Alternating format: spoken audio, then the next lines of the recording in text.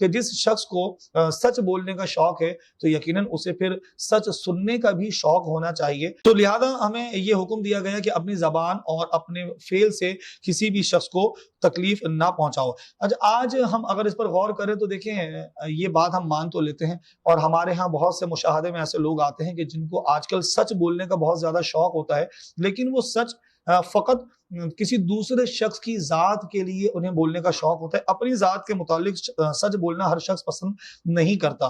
तो ये बात याद रखिए कि किसी दूसरे शख्स के मुतालिक सच बोलने में हमें भी थोड़ी एहतियात करनी चाहिए। उसकी वजह यह है कि जिस शख्स को सच बोलने का शौक है तो यकीनन उसे फिर सच सुनने का भी शौक होना चाहिए। अगर वो सच बोलना पसंद करता है तो उसे चाहिए कि वो सच को सुनना भी पसंद करे। अगर वो किसी दूसरी शख्सियात के मुतालिक, दूसरी ज़वात के मुतालिक, दूसरे लोगों के मुतालिक सच्चाई के जरिए हर चीज स्ट्रेट फॉरवर्ड तरीकेकार के मुताबिक जो कहा जाता है बयान कर देता है, तो उसे ये सोचना चाहिए कि दूसरा शख्स भी इस आदत को पसंद कर सकता है और मुमकिन है कि वो भी हमारी ही तरह स्ट्रेट फॉरवर्ड हो। आज हमारे यहाँ लोग ये बात बोलते हैं कि जी हम तो बहुत स्ट्रेट फॉरवर्ड हैं, हम किसी की लगी लिपटी नहीं रखते, हम तो बस जिसकी जो बात होती है उसके मुंह पर कह देते हैं। तो जरा ये बताइए कि क्या हम किसी के मुंह पर बात कहना तो पसंद करते हैं, लेकिन क्या हमें मुंह पर बात सुनना भी पसंद है? क्या हम ये भी पसंद करते हैं कि कोई दूसरा फर्द हमें हमारी शख्सियत के मुतालिक हमारी हकाइक हमारे सामने बयान करे, हमें आईना दिखाए? यकीनन ऐसा अक्सर ऐसा नहीं होता।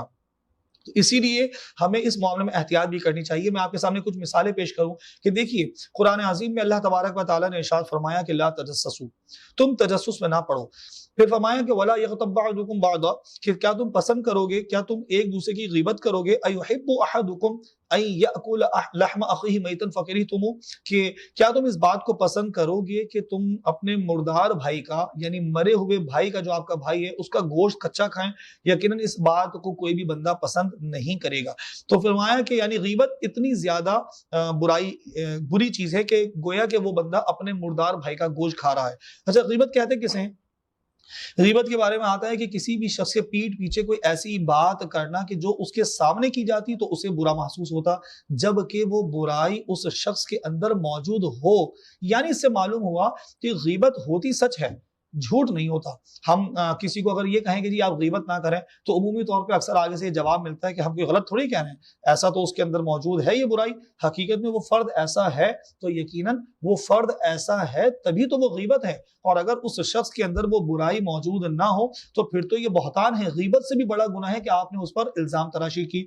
तो मालूम हुआ कि ग़ीबत, जो कि अगरचे सच है लेकिन चूंकि फितना और फसाद का बाइस है, कुरान अजीम ने, शरीयत मुतहरा ने इसे हराम करार दिया। फिर इसी तरह हम अगर चुगली के बारे में बात करें तो यकीनन किसी शख्स ने मुझे अगर आकर किसी के बारे में कोई बात कही और मैं जाकर किसी थर्ड पर्सन को जिसके बारे में बात कही गई उसे कह दूं कि जी फलां शख्स आपके बारे में ये बात कर रहा था, तो यकीनन ये चुगली है। अच्छा, ये भी देखें है सच, झूठ नहीं है।